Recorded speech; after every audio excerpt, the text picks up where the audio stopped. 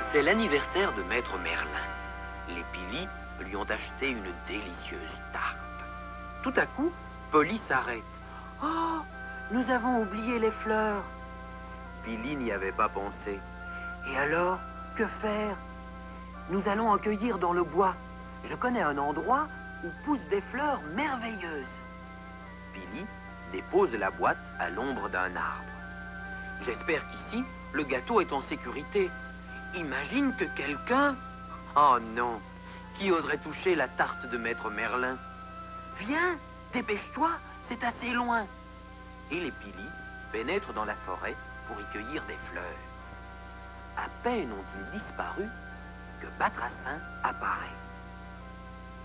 Tiens, tiens, l'anniversaire de Maître Merlin. Je me demande bien ce qu'il y a dans cette boîte. Aussi vite qu'il le peut, Batracin s'en approche. Curieux, il soulève le couvercle et... Oh, une tarte! Quelle belle tarte! L'eau lui en vient à la bouche. Et si je goûtais? Oh, un peu seulement. Et voilà, en un rien de temps, la boîte fut complètement vide. Il n'y restait plus que quelques miettes. Cependant, Maître Merlin a tout vu dans sa boule magique.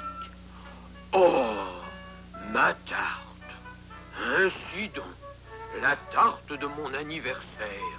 Quel gourmand, ce Batracin! Tout à coup, la grenouille entend des voix. Ce sont les Pili qui sortent de la forêt, portant un magnifique bouquet de fleurs. Vite, Batracin referme la boîte et, comme si rien ne s'était passé, il l'abandonne vide. Rapidement, il se cache derrière un buisson. Sans se douter qu'ils emportent une boîte vide, les Pili se mettent en route. Maître Merlin sera très content, pense Polly. Batracin a tout de même un peu peur. Vite, fuyons! Il se met à courir, mais tout à coup, il n'avance plus. Au contraire, plops, soulevé par une main invisible, la grenouille est emportée droit vers la maison de Maître Merlin. Non!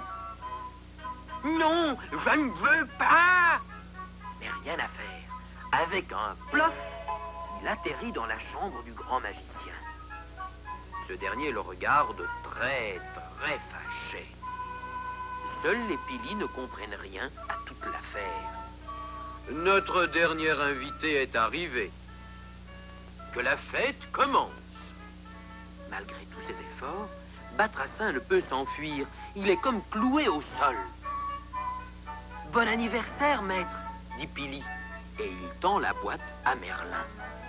Au même moment, le magicien marmonne quelque chose et d'innombrables petites étoiles scintillent autour de la boîte.